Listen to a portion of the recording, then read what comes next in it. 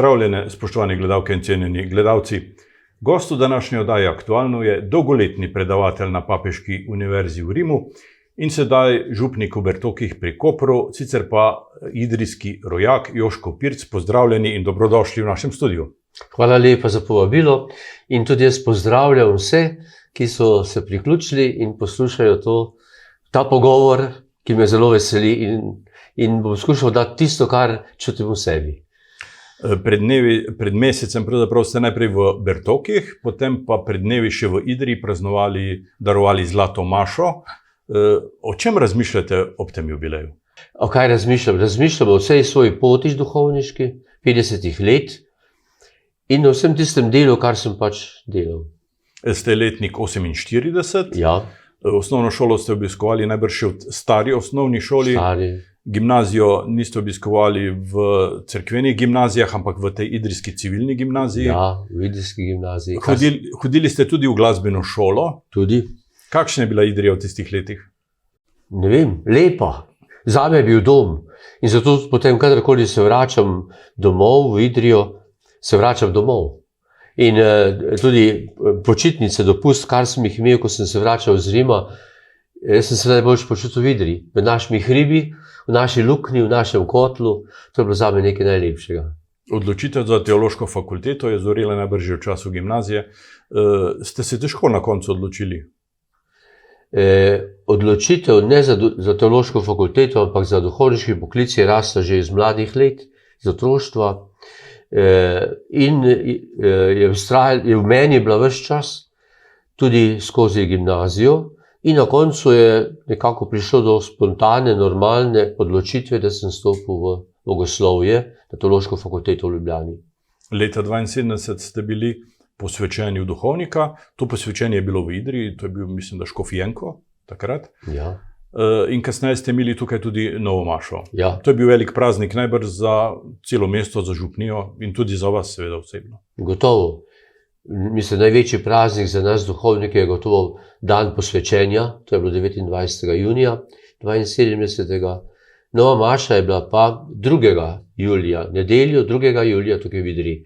In je bilo zelo lepo, preprosto, ljudi je bilo veliko, domači so bili vsi zbrani in imam tisti dan tudi v najlepšem spominu. Ta praznik je bil v obdobju, ko je Idrija dobila to novo cerkev, Ja. ki je nadomestila po vojni porušeno Sveto Barbaro na Mestnem trgu. Nekje sem dobil podatek, da je bil vaš oče tam celo za mežnarja. Nekaj časa, ne vem točno koliko let je to bilo, mislim, da med vojno, ampak takrat je toliko bil pri vojakih in potem tudi še po vojni, ampak praktično v spremenjenih razmerah je bilo to, ni bila služba, kot je bilo v starih časih, ampak on je bil redno zaposlen v rudniku in hkrati je tudi pomagal, delal v cerkvi, kolikor je mogel. Prvo službeno mesto vam je škof odredil kar v Kopru. Bili ste kaplan. Ja, torej prav prvo mesto je bilo, ko sem bil še stoletnik na teološki fakulteti, sem hodil v Knežak ob nedeljah. To smo vsi delali takrat duhovniki. Potem 73 leta sem pa postal kaplan v Kopru. Tam ste bili 3 leta in potem vas je škof poslal v Rim, na študij v Rim. Ja. Kako to? Vprašal me je, če sem pripravljen iti na študij in z ozirom na to, kar so mi pač moji tudi rezultati, bodisi v gimnaziji ali na teološki fakulteti, verjetno so kakšni drugi mu to svetovali in jaz sem pač njegovo prošnjo sprejel. Nisem nikoli mislil študirati naprej, drugi so pa imeli očitno to ali misel ali prepričanje, da bi lahko šel študirati. In tako sem šel. Sem se odločil, sem rekel svoj da in sem šel na študij v Rim. Kakšna specialnost je bil ta študij? Ja, to se pravi, škof Jenko, on je želel, da bi študiral apologetiko. To je ena izmed disciplin teologije, ki govori predvsem o obrambi vire, obramba cerkve in tako. Ampak to je nekaj bolj, kar je bilo v preteklosti, danes je to na drug način. In jaz sem začel študirati osnovno bogoslovje, se reče, kjer gre gotovo za osnovna vprašanja, ki zadevajo bodisi viro samo in tudi cerkev. In potem zmeraj bolj se nekako usmerjal v to, da sem poglabljal še na poseben način, kaj je cerkev. Študirali ste na Lateranski papeški univerzi in tam tudi ob koncu študija doktorirali z dizertacijo o Alešu Ušeničniku, Aleš Ušeničnik in njegov čas. To delo ste kasneje izdali tudi v knjigi. Ja. Zakaj vas je ta tema tako pritegnila? Ko sem iskal takrat prvo leto, ko sem bil v Rimu, temo za doktorsko dizertacijo, so mi potem ljubljanski profesori, dr. Strle, Fajdiga, pa še nekateri drugi, svetovali, da bi se lotil študija Ušeničnika. Z Ušeničnikom sem imel en neporavnav dolg, v dobrem pomenu besede, zato ker takrat, ko sem sam osebno začel iskati razloge za vero in temelje vere, ki so mi jo posredovali starši in duhovniki, to je bilo nekako na koncu osemletke in prvih letih gimnazije. Takrat sem se srečal z knjigami Aleša Ušeničnika, posebej z knjigo, ki govori o različnih poteh do vere, poteh do Boga. In ob tistih knjigah sem jaz takrat pač doživel to, čemu se reče osebna vera. In zato potem, ko je šlo za to, da sem izbral temo o Ušeničniku, se mi je zdelo, kot da se s tem tudi njemu oddolžujem, zato ker mi je pomagal, da sem prišel do osebne vere. Po vrnitvi v Koper pa ste bili imenovani na škofiji kot vodja pastoralne službe za celo območje. To pa je prineslo nekaj novih zadolžitev, ne? Drugačnih. Gotovo.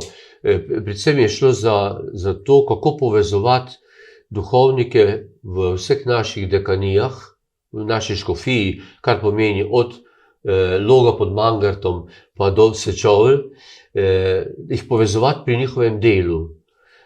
Skušal sem pač takrat v tistih 2 letih napraviti, kar sem mogel, gotovo pa, da ni bila to ena stvar, ki bi meni prav bila pisana na kožo, ampak sem z veseljem delal, kar sem mogel skupaj z drugimi, s katerimi sem sodeloval, bodisi v drugih ustanovah škofijskih ali tudi škofom samim. Ste bili kaj začudeni, ko so vas 2 leti pozneje poklicali nazaj v Rim, tokrat za predavatelja?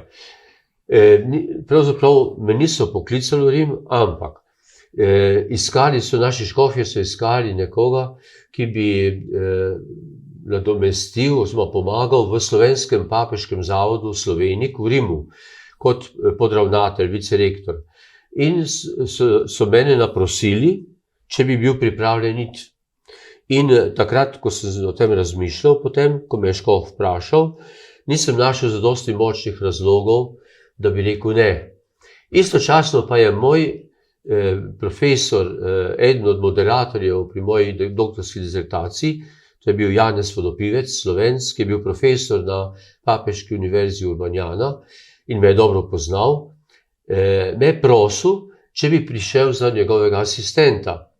On se je odpravljal počasi v pokoj in me je prosil in jaz sem ta izziv sprejel. Pač sem ob tem razumel, spoznal, da pač to, kar nisem nikoli mislil, da bi bil profesor, se je počasi začelo odpirati. In to službo ste opravljali 30 let, to je kar dolgo obdobje, ne? Ja, 30 let, najprej kot asistent, potem kot honorarni predavatelj, izredni predavatelj.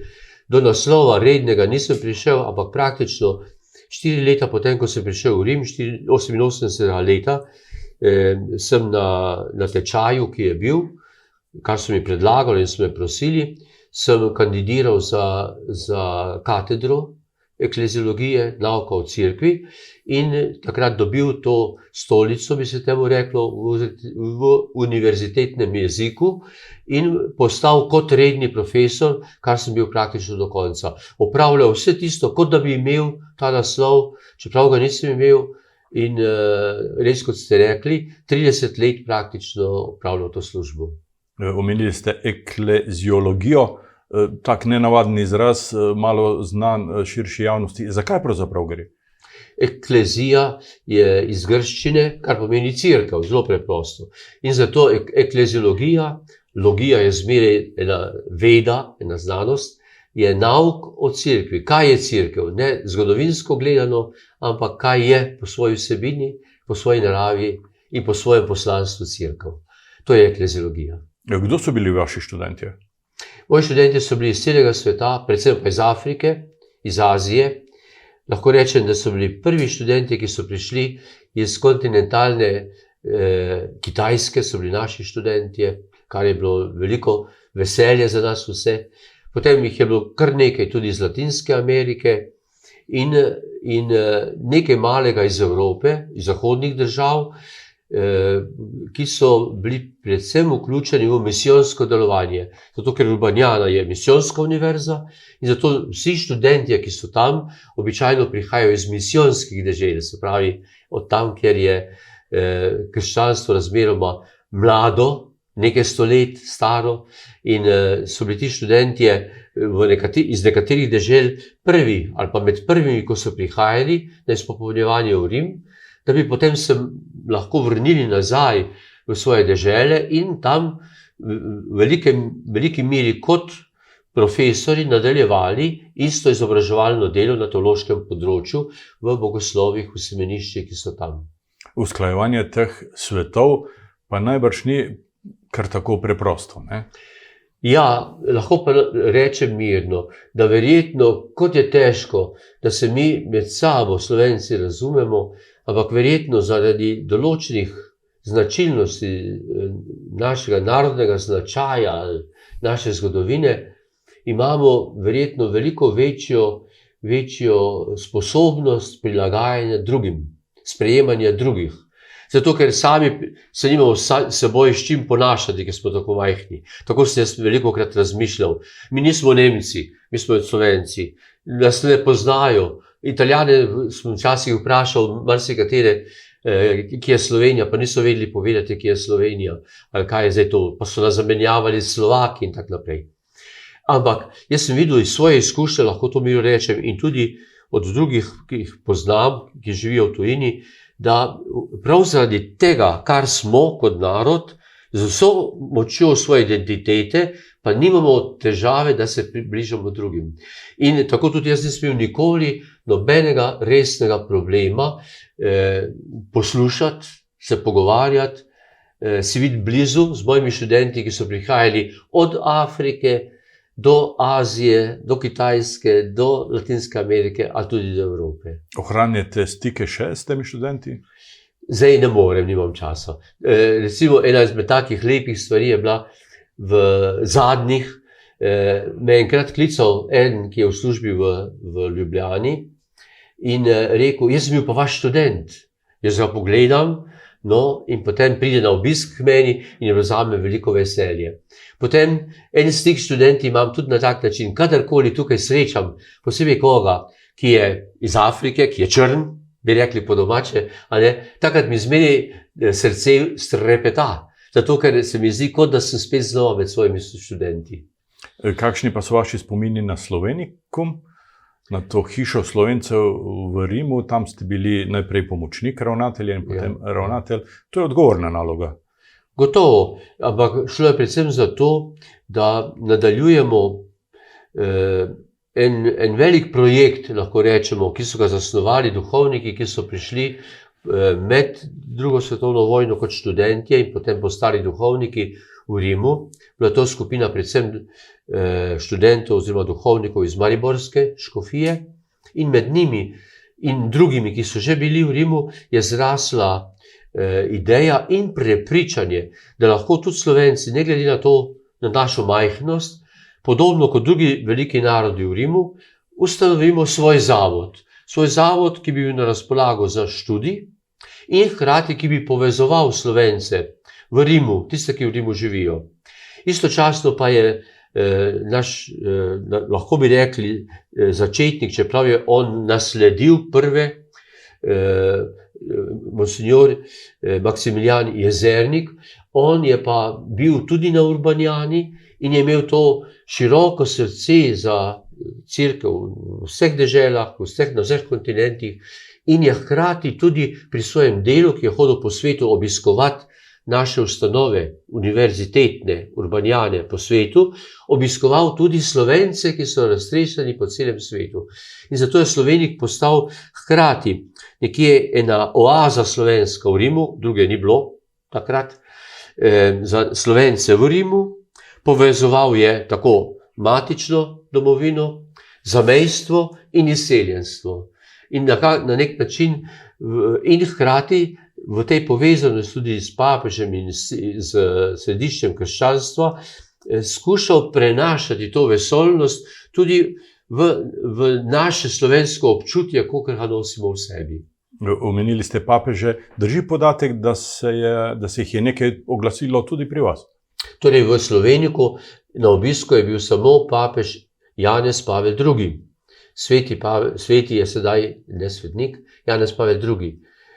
In to je bilo da se bom zmotil, ob 60 in 30, 90. leta smo ga povabili in je prišel na obisk in je bil to gotovo eden najpomembnejših dogodkov za naš zavod. Nekako potrditev vse tiste poti, ki jo je Slovenik napravil v svojih letih, v teh 30 letih.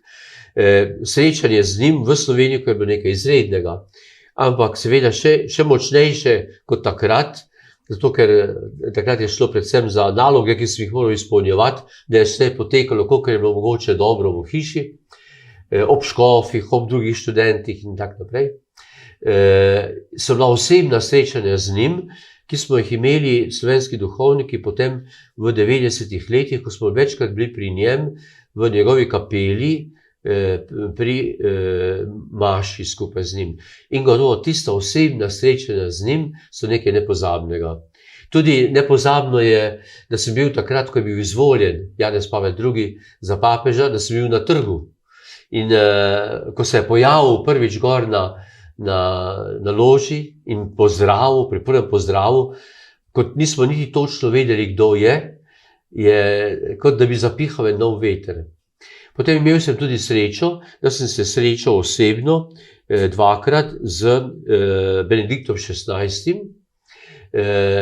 Tudi pri njegovi izvolitvi sem bil prisoten in spremljam njegovo delo takrat, ko je bilo.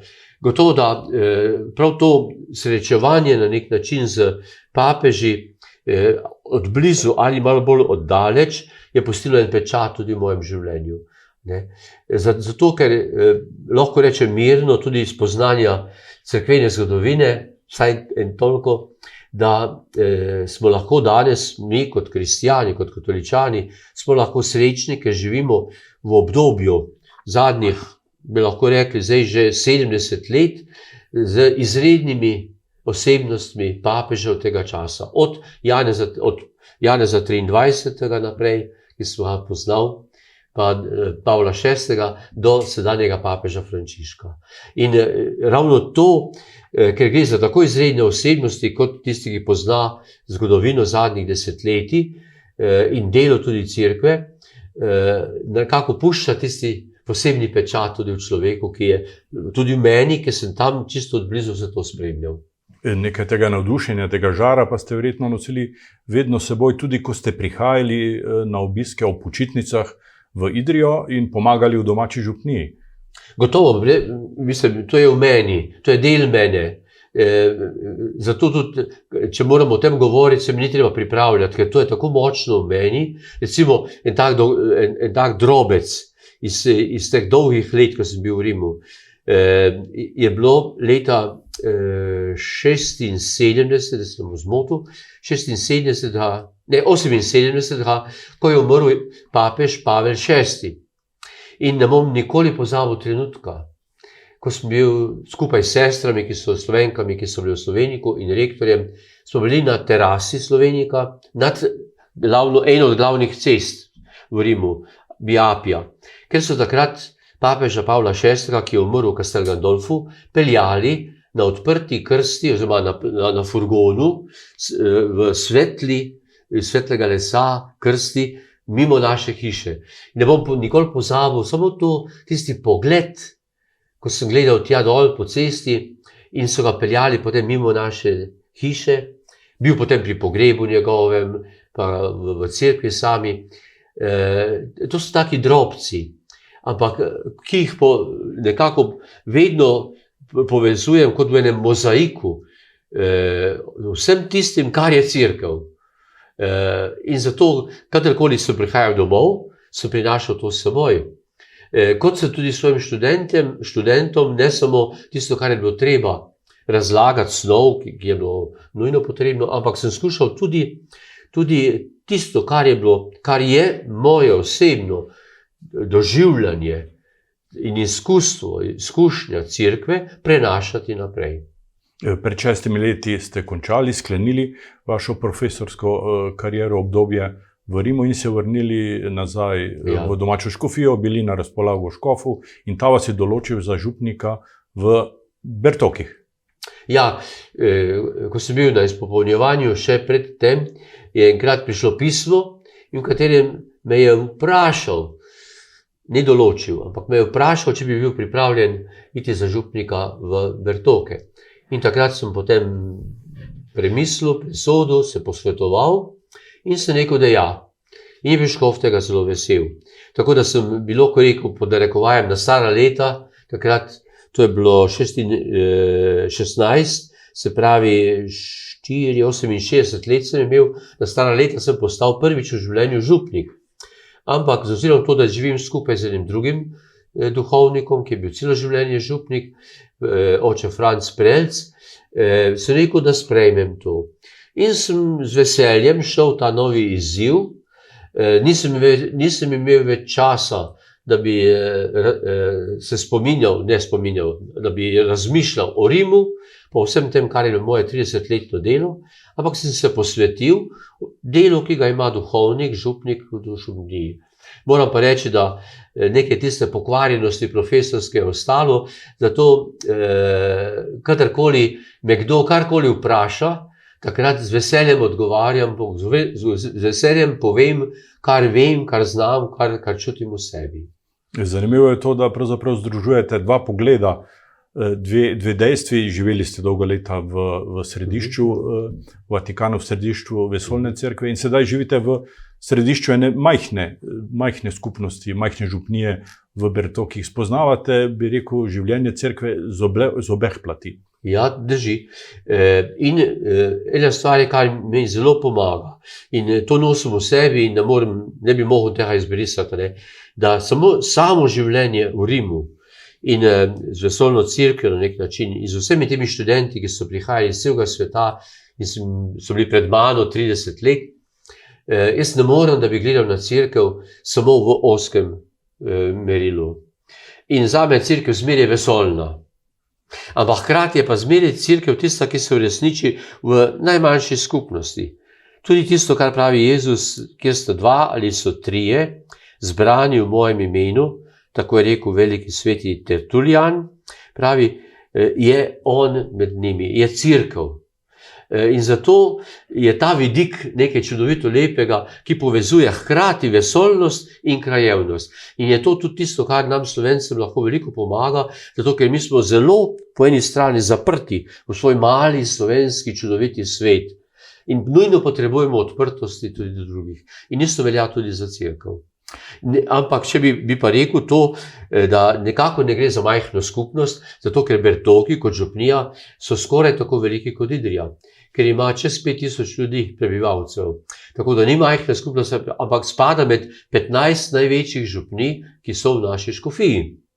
In tudi novomašnika ste imeli?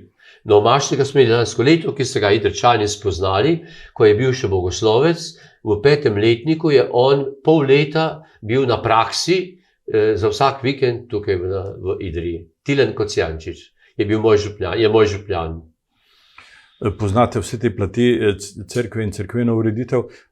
Znotraj tako velike organizacije, če lahko tako rečemo, obstajajo prav gotovo različna mnenja, različni tokovi. Redko laična javnost pozna razlike med temi tokovi. Nam lahko poveste vaš pogled na to različnost znotraj te enotne cerkve? Vse to je nekaj, kar je narava cerkve, bistveno za cerkev od vsega začetka. Ker že v apostolskih časih so bili znotraj cerkve različni tokovi, različne tendence, usmerjenosti. In že takrat je bilo nujno, da usklajevati vse tiste različnosti, ki so bile znotraj teh različnih krščanskih skupnosti. In tako je bilo skozi celo zgodovino in tako je tudi danes. V zgodovini pač določeni trenutki zelo težki so bili takrat, ko je prišlo do ločitev z vzhodno cerkvijo, ko je prišlo v 16. stoletju do reformacije, pa še kasneje, potem v 18. 19. stoletju, ko so se še tiste skupnosti znotraj reforme še bolj delile. Zato, ker je pač vedno bilo v cerkvi veliko različnih usmeritev in tendenc, naravnanosti. In je bilo zelo težko usklajevati, da bi bili skupaj. Ampak bistveno za cerkev pa je ravno to, da je v njej različnost, ampak v edinosti, oziroma različnost, ki ne nasprotuje edinosti, ampak ki je na nek način pogoj za pravo edinost. Edinost ni kolektivizem, edinost ni monolitizem, edinost ni to, da zabrišemo vse različnosti. Nasprotno, edinost je mogoča samo med različnimi. In zato vse različnosti, ki so v cerkvi, so zato, da bi vsak imel svoj glas in da bi skupaj zrasli v en zbor, v en orkester, v eno simfonijo. Čudovita je ena melodija, ampak nekaj čudovitega je, da se melodija spremeni v eno veliko harmonijo, kjer nastopijo različni inštrumenti, glasovi.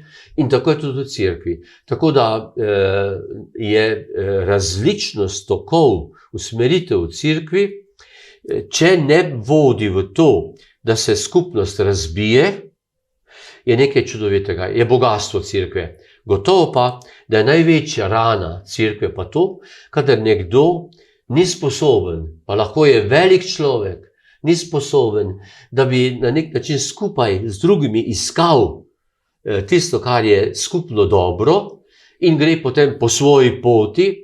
Iz tega nastale tiste največje rane v cerkvi skozi zgodovino, ki jih tudi danes še nosimo. Rane današnje cerkve so tudi primeri pedofilije, ki mečejo slabo luč, primeri bogatenja cerkvenih dostojanstvenikov, finančne malverzacije. Kako gledate na te težave? Zelo preprosto. Cerkev je božja in človeška. In to je bilo od začetka do danes. In skozi celo zgodovino se je to ponavljalo, samo da danes je vse to na tapeti, zaradi sredstev javnega obveščanja, da vse to vemo, vsi vemo, kot da je tukaj pri sosedu. Včasih je to ravno tako bilo na nek način. Ampak skozi celo zgodovino, vse tisto, kar se je dogajalo v cerkvi, je odraz časa.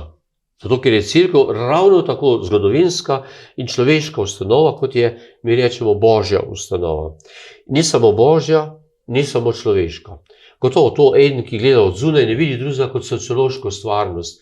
Ampak samo po sebi je to nekaj, kar je v vsaki družbi človeški, še v vsaki družini prisotno. Še družine so velikokrat tako razdeljene med seboj po teh različnih stvareh, ki so med otroci ali pa med generacijami. In tako tudi v cerkvi. Gotovo, da tisto, kar je najbolj bridko za cerkev, je to, kadar člani cerkve, še rečemo s tem izrazom sociološkim, se pravi tisti, ki so cerkev, ki smo cerkev, živijo bolj ali manj tisto, kar naj bi bilo, kar je bila vsebina, kar je evangelija. Zaradi tega je cerkev skozi celo zgodovino trpela. V cerkvi niso samo svetniki, niso samo najboljši, ni samo elita, ampak so vsi. Jezus je zbral okrog sebe učence in med učenci je bila ena skupina, pa vemo, da v tistih skupini 12 eden ga je zatajil, eden ga je izdal. Jezus ni zamenjal skupine, ampak s tistimi, ki so ostali, tistih 11, je šlo potem naprej. In tako skozi celo zgodovino, med vsemi, ki so člani cerkve, je vsega. Ampak tisti, ki hoče gledati objektivno, lahko vidi ogromno dobrega. In če gleda objektivno, vidi veliko, veliko več dobrega, kot pa tistega, kaj je slabega. Jaz pravim to tudi z ozirom na to, kar vidimo v moji župniji. Ljudi, ki hodijo v cerkev, je malo. Ampak, ko se srečujem z ljudmi, ki jih ne poznam, ki jih prvič srečam, recimo v pogrebih, ko pridejo za svojce, takrat pa opažam, ko mi povejo, koliko dobrega je med vsemi. In zato tudi v družbi, v katerikoli človeški družbi, skozi zgodovino in danes, gotovo, da pride bolj do izraza zaradi sredstev obveščanja, pride tisto, kar je negativno, ker je to bolj zanimivo. Ampak je pa neprimerno več dobrega in svet in družbo drži po koncu tisto, kar je dobro. In tako tudi v cerkvi je tega dobrega neprimerno več in gotovo na tiste rane, ki so, tudi to, ko so imeli pedofilijo ali pa bogatenje nekaterih, recimo, ampak so pa drugi, ki so pa popolnoma vse dali na razpolago drugim. Tako da, če bi gledali sociološko, številčno, ni primerjave med tistimi številkami, ki govorijo o takih hudih stvarih in med ostalimi, ki jih ne poznamo, ne vidimo, ki ne stopajo v spredje, pa ki naredijo ogromno dobrega in dajo tudi življenje za druge, je objektiven pogled. In zato je to tisto, kar mora človek gledati, kot pri vsakem človeku, da vidiš predvsem tisto, kar je dobrega, ker tisto pomaga, da greš naprej. Gotovo pa je tudi slabo, ne smemo se zakrivati oči, mi smo samo na poti smo. Omenjali ste številke, število nedeljnikov, ljudi, ki redno obiskujejo verske obrede, se iz leta v leto manjša. Tudi če bi pogledali vašo fotografijo izpred 50 let, vašo novo mašo, je bilo ogromno ljudi, ob zlati maši niti klopi niso bile vse polne. Število vernikov se zmanjšuje. Kaj bo to prineslo v prihodnosti? Stvari niso tako preproste. Zato, ker ena stvar je vernost, ki je bila, in vernost, ki je danes. In na nek način v preteklosti velikokrat je bila vernost neka pripadnost cerkvi. Ampak ta pripadnost je bila velikokrat bolj nominalna, formalna, po krstu, kot pa realna. In zato gotovo epidemija, današnji sodobni čas, je prineslo veliko očiščevanje znotraj cerkve. In končno pa Jezus je postavljal v evangeliju, pa celo svetopismo postavlja pred človeka na nek način, po eni strani ideal, vrhunec, svetost, bodite popolni, kot je popoln vaš nebeški oče, je rekel Jezus. In istočasno on je sprejemal vse. On ni hotel cerkev, ki bi bila elita, ampak je hotel tiste, ki hočejo iti za njim. In tako tudi danes v cerkvi. Morda se zdi, da upada število tistih, ki hodijo redno, stalno v cerkev. Dobro, upada. Ampak jaz pa doživljam neprestano to, da ljudje velikokrat, recimo včeraj smo imeli tako srečanje, nekdo, ki se je mi čist dobesedno rekel, jaz sem ateist, ampak istočasno pa povedal, skušam vsakemu napraviti dobro. Takrat me je to znova potrdilo v tistem, da je pogled danes, ki ga moramo imeti na cerkev tudi, kot tudi na družbo, na cerkev drugačen. Da ne moreš soditi samo po tem, kdo prihaja v cerkev, ampak kaj ljudje nosijo v sebi. In zato tistega, kar je v človeku, na različne načine, v različnih stopnjah, je včasih nekaj čudovito lepega in jaz čutim eno veliko spoštovanje do, če tako rečem, z mojega stališča, do vsake stopnje vire, prepričanja, usmeritve v življenju, ki jo nekdo ima. In je to, se mi zdi, tisto, kar čuti, da odpira mi pot, tudi možnost, da se srečam lahko z vsakim človekom. Prihodnji mesec bodo stopile v veljavo zamenjave duhovnikov po župnijah. Se pri vas obeta kakšna sprememba? Ne, ampak za Zlato mašo sem prejel en dar. In sicer prejšnjo nedeljo, ko sem imel Zlato mašo, sem prejel v roke novi dekret, dodatni dekret, ker mi je bila dodeljena še sosednja župnija, kjer je zbolel sedaj v zadnjih mesecih oče Franc Prelc in po posvetovanju z ljudmi, z duhovniki, s prijatelji med seboj, sem se odločil, da lahko sprejmem, ker je šlo za razloge, ki so bili zadosti močni, da lahko sprejmem skupaj z mojimi sodelavci še to župnijo sosednjo svetega Antona, kar pomeni, da obe skupaj boste imeli nekaj čez 8000 ljudi. In ker druge možnosti ni bilo, tudi ni škof, ni imel druge možnosti, tako da sem jaz zdaj tukaj sprejel. Pa rečem tudi tukaj tako malo za šalo, pa malo za res, ker me je to zelo razveselilo, kar je rekel škof.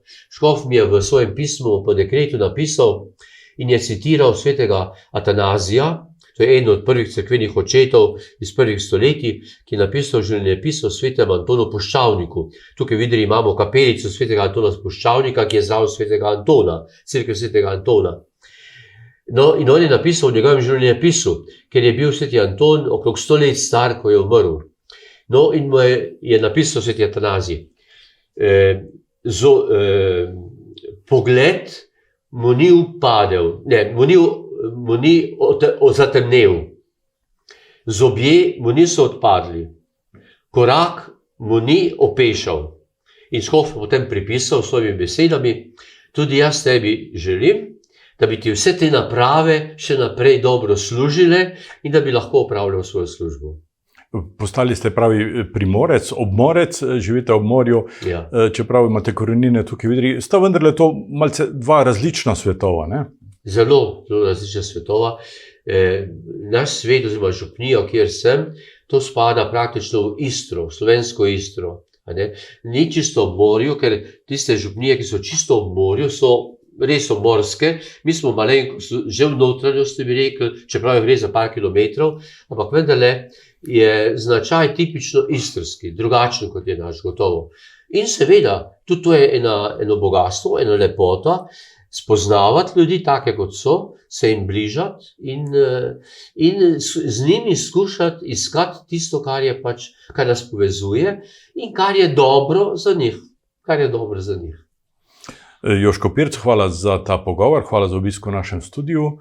Želim vam, da bi še dolgo let bili tako čili in vedrega razpoloženja in da bi mogoče kdaj napisali tudi spomine.